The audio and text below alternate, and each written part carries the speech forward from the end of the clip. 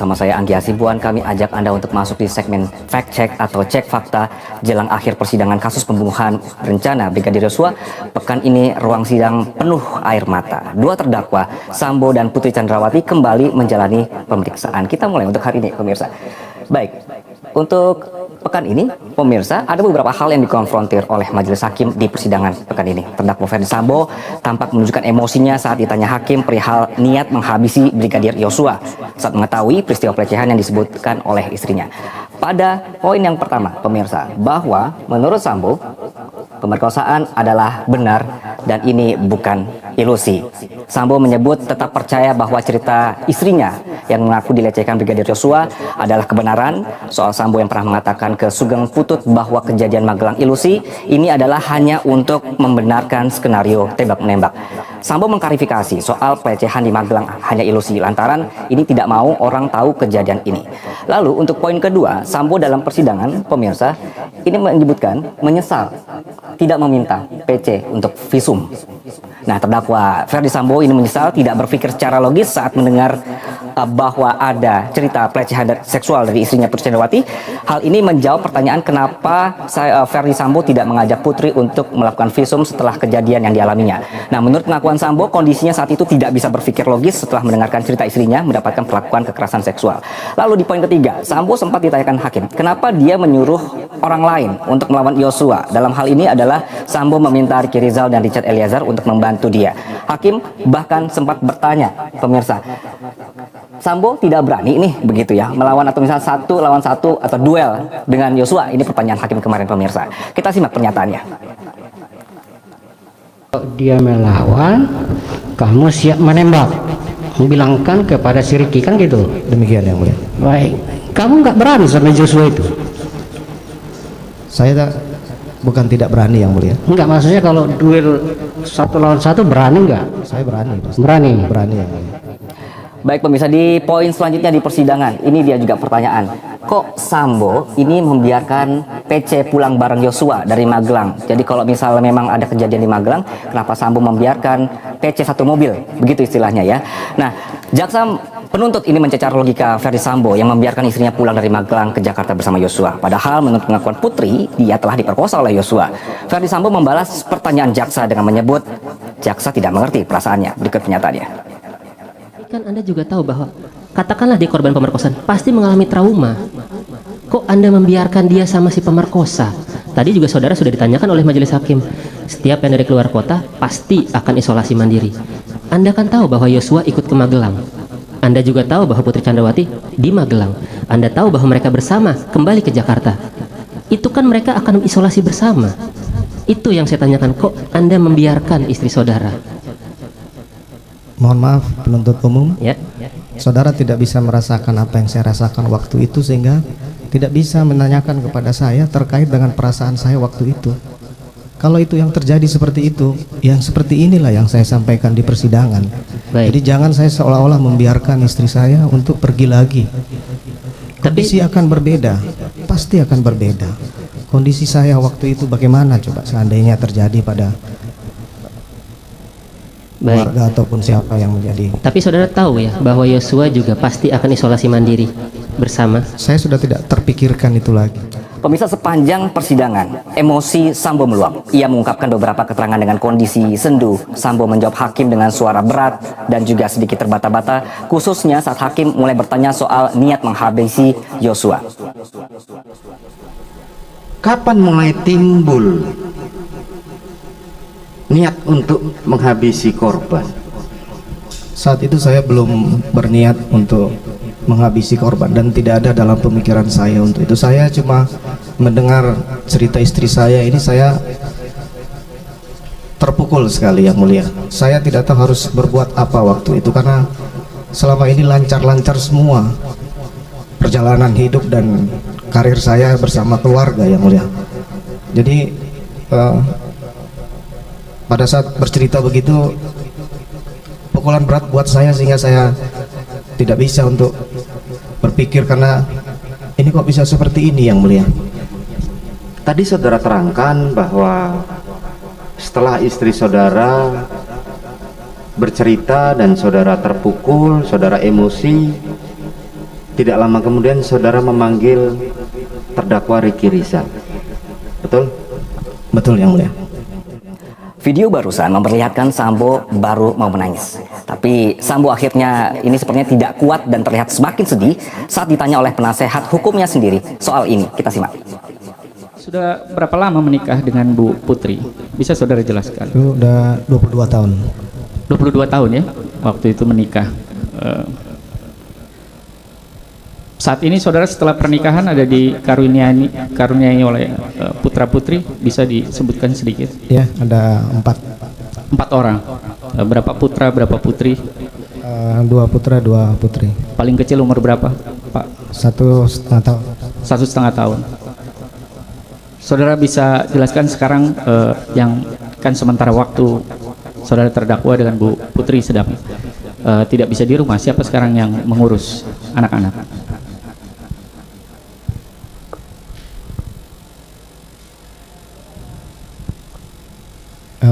Saudara mau bisa jawab atau Saya nggak skip? kuat. Oke, baik. Nah mungkin belum keluar air matanya atau Anda sebenarnya belum yakin Sambo ini nangis apa tidak di video yang barusan. Tapi ada tapinya lagi, saat ditanya soal karir oleh kuasa hukumnya lagi, emosi sedihnya semakin diyakinkan dengan ada adegan seseorang yang kasih tisu ke Sambo. Kita simak. Selama berkarir di kepolisian, berapa lama saudara sudah berkarir di kepolisian? Sebentar yang 28 tahun. berapa tahun? 28 tahun. 28 tahun.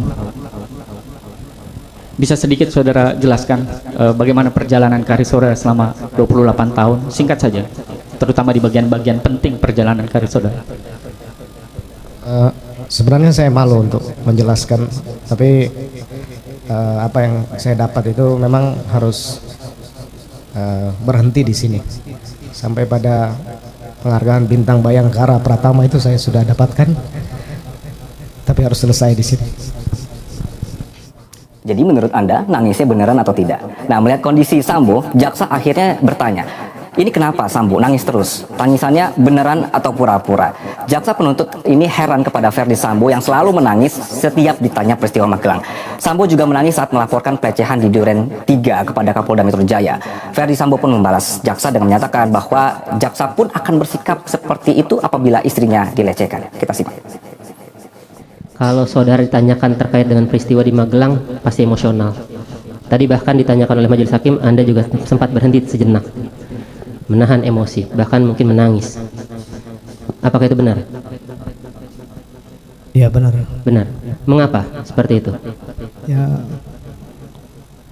kalau penuntut umum bisa merasakan perasaan saya, istrinya dibuat seperti itu, pasti akan merasakan sama dengan saya. Baik. Sekarang saya ingin menanyakan, sebelum Anda ditetapkan sebagai tersangka, saudara juga sempat bertemu dengan Kapolda Metro Jaya, Komisioner Komnas HAM. Di sana saudara masih juga mempertahankan skenario.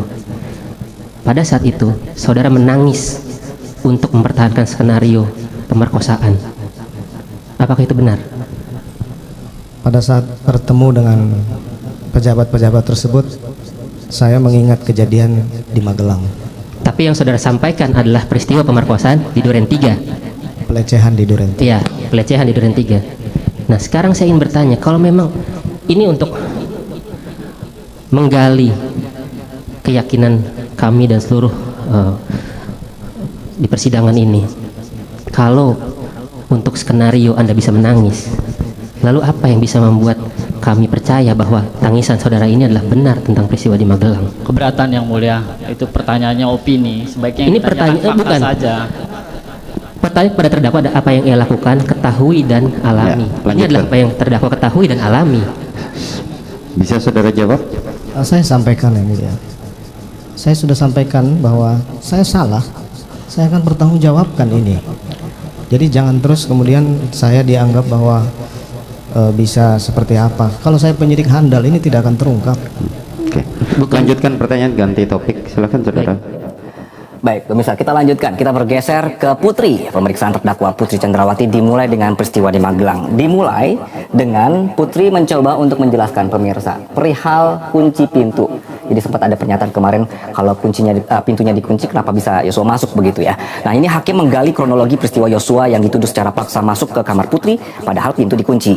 PC menjelaskan dalam sidang bahwa pintu kamar bisa terbuka jika didorong lebih kuat karena kunci pintu hanya dicantol, jadi tidak ada yang terlalu kuat gitu. Nah, kemudian tentu yang dikejar setelah itu adalah jika Putri menyebut ada kejadian pelecehan seksual dan Sambo mengatakan bahwa Putri diperkosa Yosua, kenapa sebagai orang-orang yang latar belakangnya ini adalah polisi, ini tidak melakukan visum untuk pembuktian pemerkosaan. Kemudian Putri menjelaskan kepada hakim apa alasannya ia tidak melakukan visum setelah mendapatkan kekerasan seksual.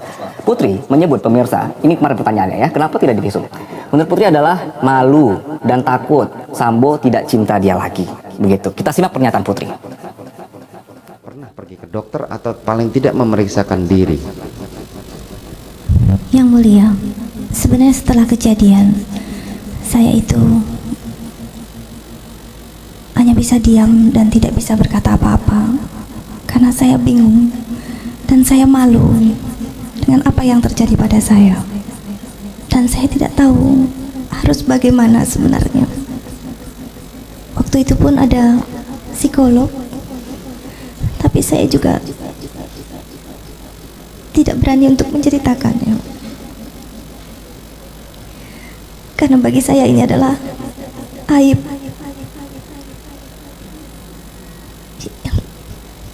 yang membuat malu. Suami saudara ketika didengarkan kemarin di kesaksiannya Sugeng Putut, dikatakan bahwa peristiwa di Magelang itu ilusi demi menutupi supaya itu tidak diungkit-ungkit ketika skenario pertama berjalan. Nah, pada akhirnya sampai di persidangan ini peristiwa Magelang pun akhirnya benar-benar menjadi satu ilusi sebagaimana disampaikan oleh suami saudara. Makanya kami menanyakan itu, bisa saudara terangkan? Yang mulia, sebagai korban kekerasan seksual tidaklah mudah untuk menyampaikan, bahkan kepada suami saya sendiri saja saya sebenarnya malu karena saya tidak tahu apakah saya, bila saya mengutarakan peristiwa tersebut, suami saya akan mencintai saya dan mau menerima saya kembali.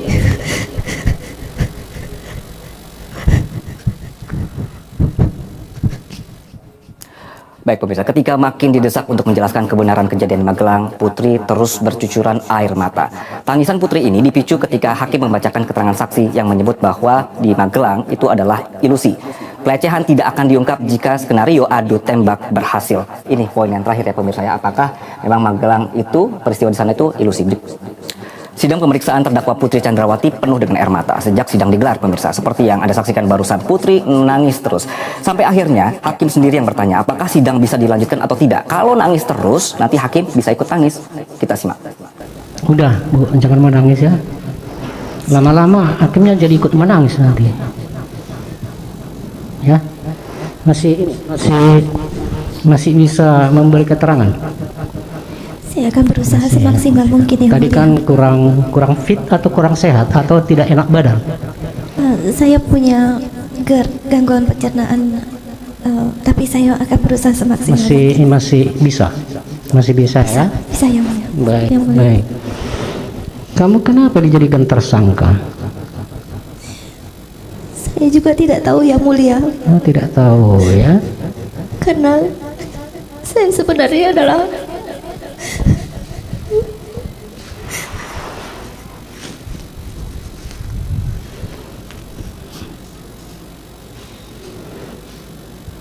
Ya nggak apa-apa, kalau nggak tahu nggak apa-apa ya. Nanti akan kita pertimbangkan semuanya di dalam putusan nanti ya. Oke? yang mulia. Baik. PC, Sambo meminta maaf ke semua orang soal kasus ini, termasuk minta maaf ke Presiden Jokowi. Sedangkan Putri Chandrawati mengikhlaskan apa yang terjadi. Terima kasih yang mulia. 151 hari saya menjalani proses penahanan di Makobrimob.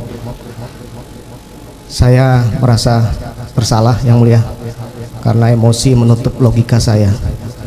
Saya sampaikan rasa bersalah ini dan penyesalan yang pertama kepada keluarga korban yang mulia, karena emosi saya kemudian menyebabkan putra keluarga Yosua bisa meninggal dunia.